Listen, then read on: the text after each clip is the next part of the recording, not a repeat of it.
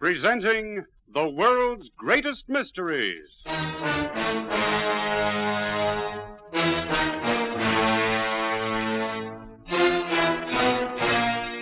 And now, your host. This is Basil Rathbone. In drama and fiction, newspaper men are invariably tough, hard-boiled characters. In real life, this is, well, it's not necessarily true, although several newspaper men I've known were as colorful as anything fiction has ever had to offer. Mike, whom you'll meet in a moment, is based on a real person who actually works for the European edition of a famous American newspaper. Not only is the character real, but, many of the stories which Mike tells are also based on fact. The tale you're going to hear today, for instance, you may even recognize from the headlines in your newspaper of, not so long ago. In a moment, Mike will introduce you to another mystery solved and signed with his own unmistakable trademark. Europe Confidential.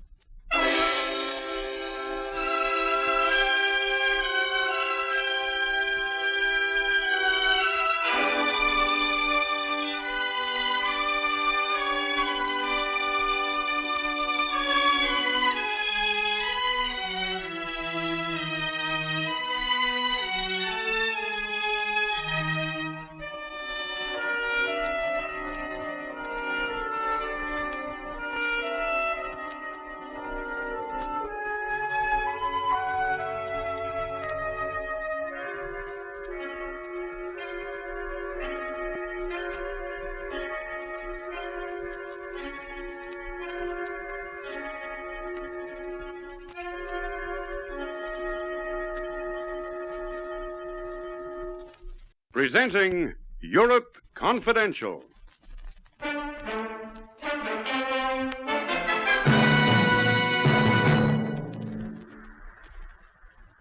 Why have they sent you, Mike? Because you are so experienced in espionage?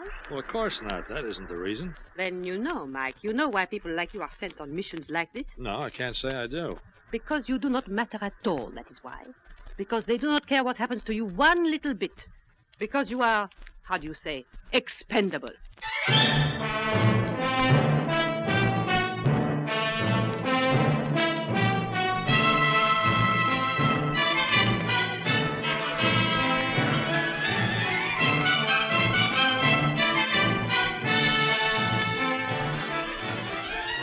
In a moment, we'll bring you Lionel Merton as Mike Canoy, the Paris correspondent of a famous American newspaper, in another exciting story in our series, Europe Confidential.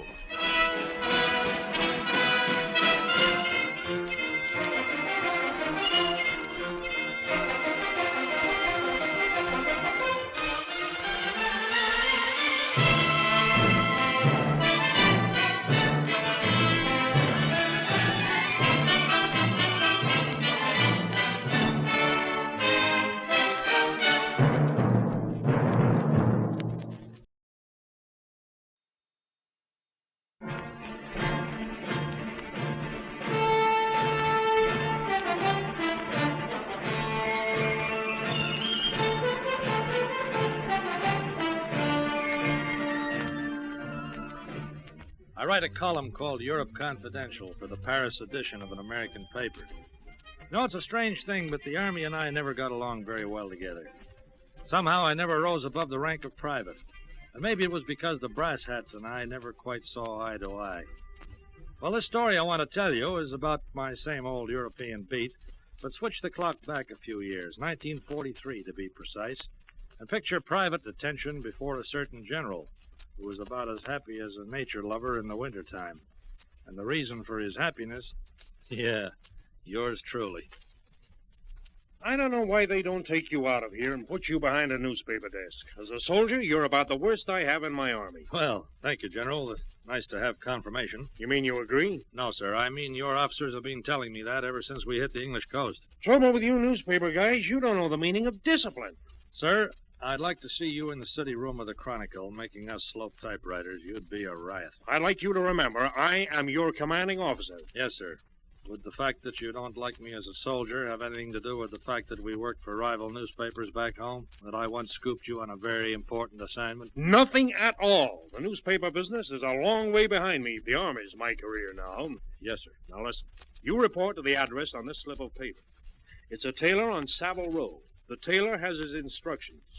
He's to make you 3 suits, including the full suit and fish, and the whole outfits that'll be ready in 48 hours. What? Wait a minute. It gets worse. You go to the Savoy Hotel. You know where that is? Yes, sir. A room is reserved there for you. You'll register as a civilian. For purposes of cutting red tape, you're going to be a civilian. Oh. But here are your papers. You'll be taking a trip pretty soon. Yes, we're sending you away from all these bombs. Isn't that awful? Yes, sir. I wish we were dropping you by parachute into Berchtesgaden. But as it is, you're going to a nice, cozy, neutral country to have a long visit with a beautiful girl. It's discouraging. I tell you, this whole army is as nutty as a fruitcake. I didn't say that, did I? No, sir, you didn't. Yes, the Allied Command is sending you on a holiday, and you're traveling as a civilian with the rank of a full colonel. That's what I mean about brass. An unfriendly attitude. Unnecessary, I call it. Since we were old newspaper buddies, why couldn't the general have been nice? Well, if he was, I guess he wouldn't have been a general. Of course, if you look at it that way, I was going to have to begin changing my loyalties because, according to my papers, I was part of the brass now myself. I got my new suits, and then they sent me to see a certain Captain Smith. I don't think that was his real name. He was something very high in the hush-hush department. It was all set up for midnight on the right side of Cleopatra's Needle. Oh, I can tell you the whole thing was very cloak and dagger.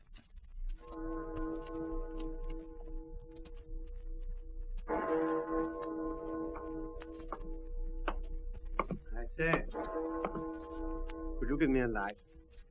We're not supposed to show a light. That's correct. What was in the bottle? Jenkins' ear. Good out. How did Morgan die? He died at Governor. Splendid. All the answers perfectly correct.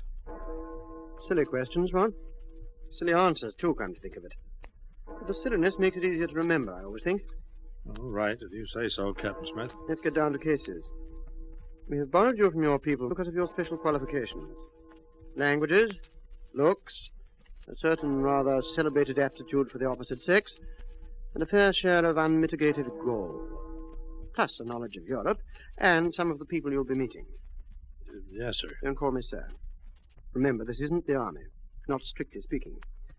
No, this is another show. What do you think of spying? Well, I don't know. I never tried. It's a dirty business, of course. Absolutely filthy. But then it's a profession like anything else. Yeah, I suppose so. For one thing, the pay is abominable. That's why so many of the regular pros turn double agent on us. You know what a double agent is, don't you? Well, yeah, I guess so. An agent who sells out to another power. Yes. We're on to most of that lot, of course. We use them when we can, but it's always sticky. No doubt about that. Sticky.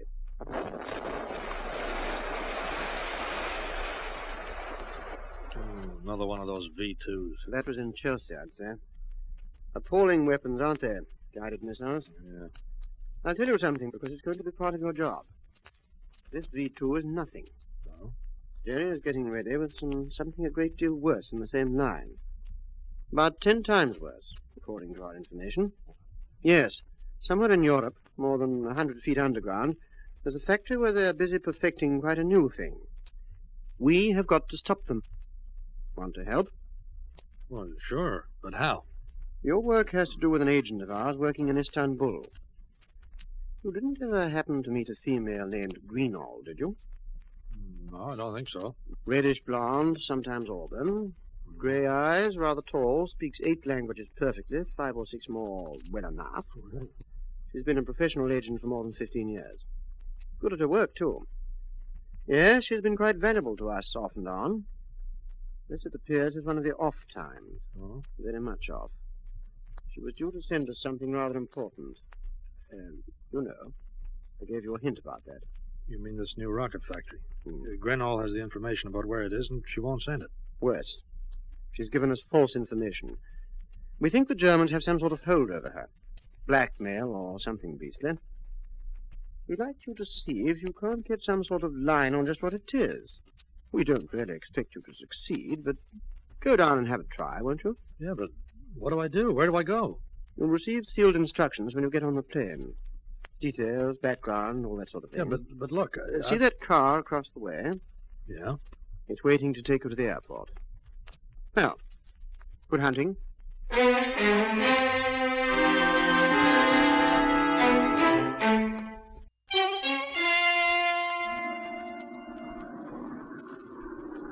Hey, pilot! Pilot! Yes? That doesn't look like the Bosphorus to me. No, it doesn't at that. Looks like the Atlantic Ocean. Yes, it does, doesn't it? But don't you know what it says in my instructions? Oh, mustn't tell that, you know. Those instructions are supposed to be secret. Well, that's all very well, but I'm under orders to proceed to Istanbul. And here we are in... Well, where are we, anyway? Well, this flight isn't part of your show at all. We just happen to be carrying you, if you see what I mean. A little out of your way, of course, but there's an awful lot of red tape attached to getting in and out of these neutral countries. Yeah, but look, my instructions... Don't worry. There's bound to be some one of our chaps waiting to take you the rest of your journey tomorrow morning. Meanwhile, relax and enjoy Lisbon. We're coming in now. Oh, so that's where we are. Yes, better fasten your seatbelt. Wizard Place, Lisbon.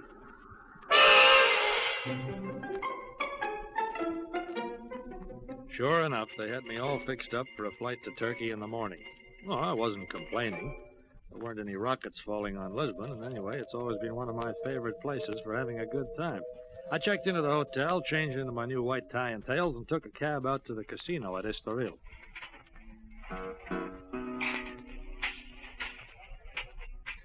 Comment vas-tu?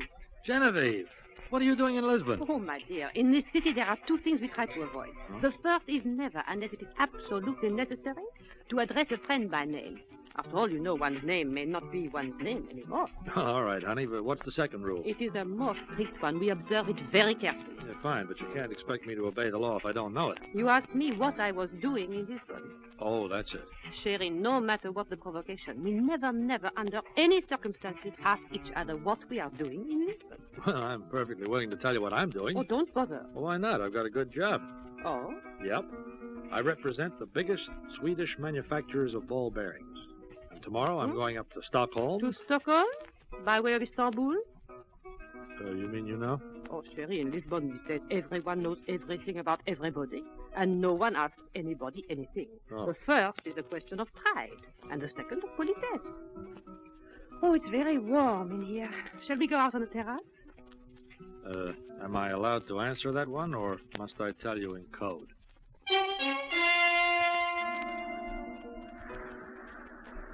What are we allowed to talk about now? Oh, why should we talk? That's true. Why should we? Ah, it was a nice kiss. You still do that very nicely, Mike, but... What's the joke? You're such a terrible spy. Yeah, I guess I am at that. Now, listen, Mike. I've always liked you. I am not working for your people, but I know what you are up to. Don't go to Istanbul. Well, I haven't got any choice, honey, but I think I'd go anyway. You know me, curious as a cat. Why shouldn't I go? They put you onto something terribly big, Mike. Terribly important. Well, that's very flattering, isn't it? Tell me, what do you know about a woman called Grinnell? Oh, she's been an agent a long time. I do not know her, but I've seen her once in St. Moritz and again in Deauville. Please, Mike, do not go to Istanbul. It is not a woman Grinnell. It is a situation. I tell you, it is too big for an amateur. It is too big for anyone. Maybe, but I'm a lousy soldier. This is more like the old newspaper days. They've at least given me a chance to handle this deal. And why? Why have they sent you, Mike? Because you are so experienced in espionage? Well, of course not. That isn't the reason. Then you know, Mike. You know why people like you are sent on missions like this. No, I can't say I do. Because you do not matter at all, that is why. Because they do not care what happens to you one little bit. Because you are, oh, how do you say, expendable.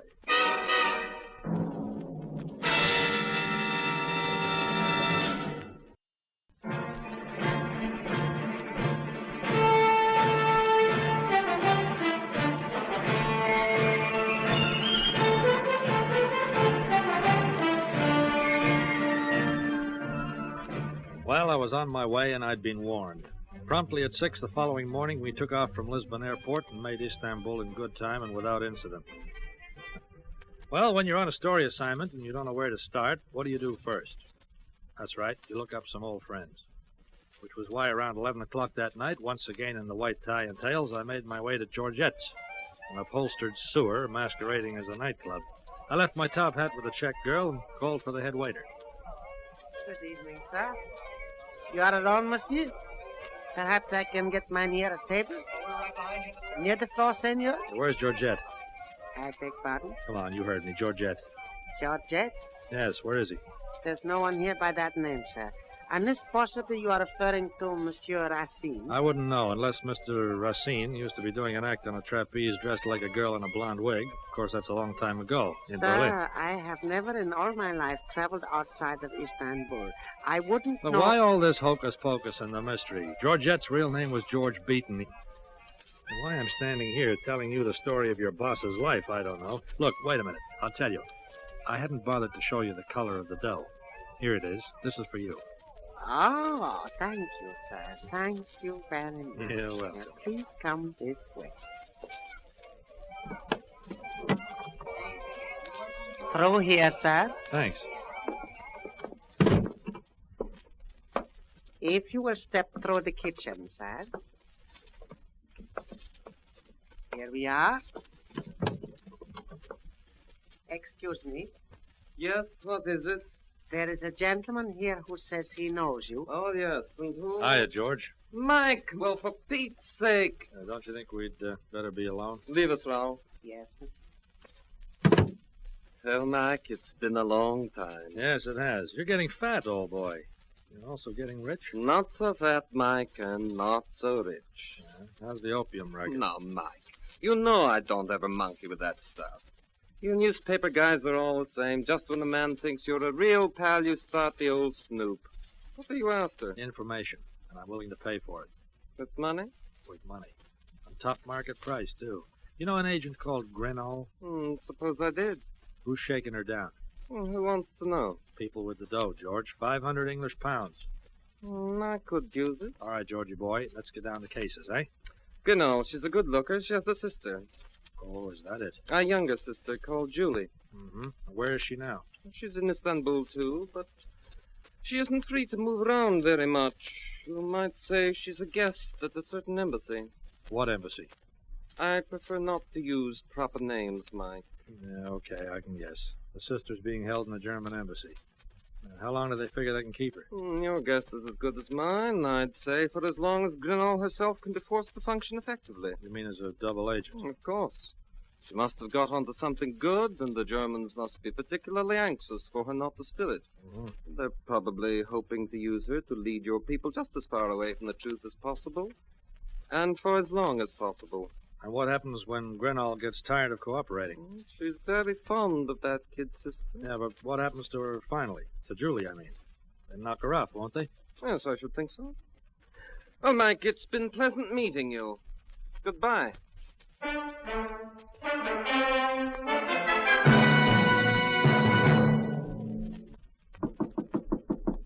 Yes?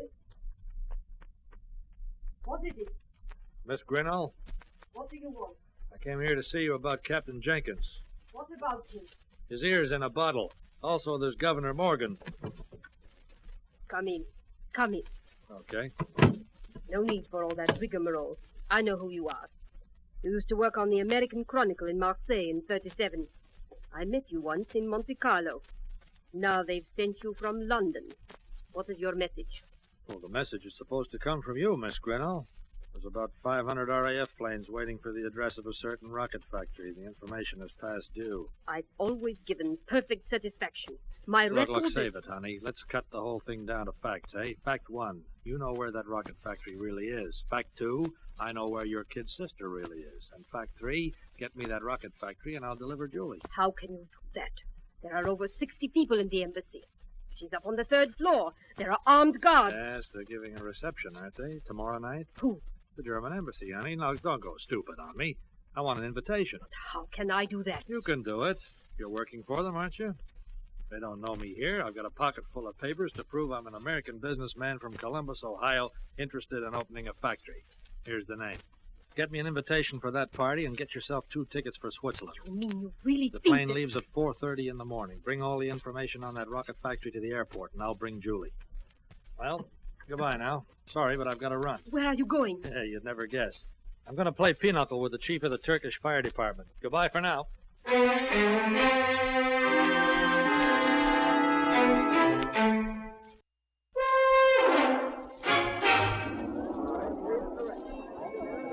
Good evening, Mynheer. Mr. Cotton, isn't it? Yeah, I believe that is the name, Mr. Cotton. Good evening, Mr. Ambassador. Very nice of you to invite me. It is our pleasure, Mr. Cotton. The German Reich is particularly interested in the development of industry. Yes, indeed. I would like to put a few questions to you privately, Mr. Cotton. Won't you please step this way? Well, Mr. Ambassador, I won't keep you very long. Well, all right. Thank you. It is rash to talk serious business in this large public gathering. We will be much quieter in my study. Yes, I dare say. Through here. Hey! Put up your hands high and keep them there. This gentleman, as you can see, is armed, and this room is quite soundproof. He will not hesitate to use his gun. Okay. Now what happens? We will discuss that a bit later. Now I must return to my guests. I will be interested to learn why you were so stupid as to come here. I must say that in my entire diplomatic career, I have never had anything made quite so simple for me. I will return later. Meanwhile, Gerhard here will keep you company. Well, Gerhardt, here we are. Keep your hands up. The ambassador says I'm stupid, Gerhardt. You agree with him? All the Americans are stupid. You think it would be stupid of me to try and get that gun away from you, Gerhardt? Yeah, I suppose it would, but anyway, I'm going to try. Sorry I only got you in the leg, old boy, but I never was much of a shot. Schwein! Yeah, what I need today is to practice my marksmanship, and since this is such a nice, soundproof room... What are you doing? What'll I try for, Gerhardt? An arm or another leg? No. No. All right, then. Where's the girl? What girl? That was your right hand, wasn't it, Gerhardt? You see, my aim's getting better. It's practice that does it. Now, let's try for a foot, huh? No! She's in there! Screw that door! Okay, thanks. Julie! What do you want? I'm not one of the Nazis, Julie. You'll have to take my word for it. I'm your sister's friend. Listen, they're coming. Yeah, we've just got time. Bolt the door. It won't do any good. This is the only way out. There's the window. There's no use. Yeah, the window's locked, isn't it? Here, give me that chair. I tell you, it's no use. 1, 2, 3. I tell you, it's hopeless. There are big gardens on the side of the house. No one will hear. And besides, the embassy guards will be... Yeah, they're starting to break down the door. Jump, Julie. Through the window? Well, where else, you little fool? But it's 4 stories to the ground. I'll be killed. Jump, Julie. Go on, jump. Oh, very well. It doesn't matter. Perhaps it's better to die this Oh, way. shut up and jump. Oh. That's a girl. Put that gun down. Look out below, Julie. I'm coming after you. You wish to kill yourself? Well, Mr. Ambassador, you told me I was stupid. Don't be the same. That night, there was seen in the streets of Istanbul one of the strangest sights in the history of that historic city. A procession of firemen bearing 2 bundles wrapped in canvas rushed out of the German compound and boarded a hook and ladder. Then out of the bundles, which were, of course, firemen's jumping nets, there emerged 2 figures. Where to, Mr. Where do we take you? To the airport and step on it.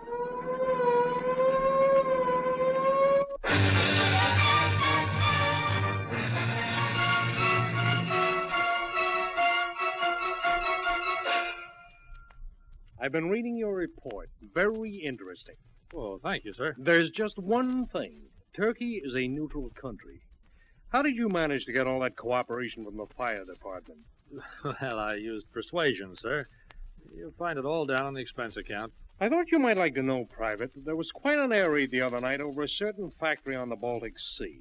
The Germans won't be making that new rocket, Private. Not for some time, anyway. Well, I'm glad to hear it, sir. And I suppose you think we owe the whole thing to you, don't you, Private? Well, we don't.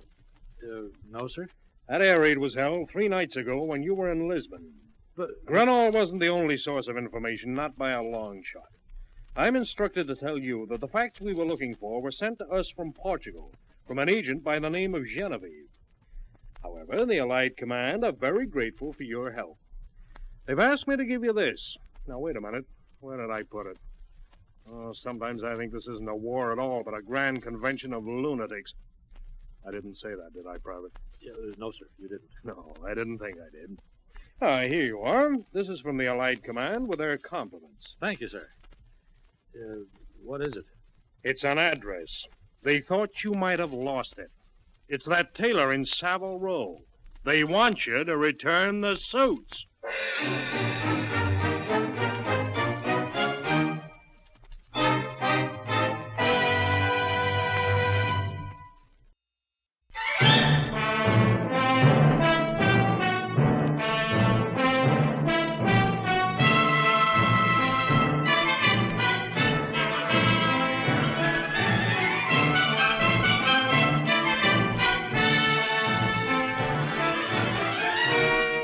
You have been listening to Lionel Merton as Mike Connoy in another exciting episode in the series Europe Confidential.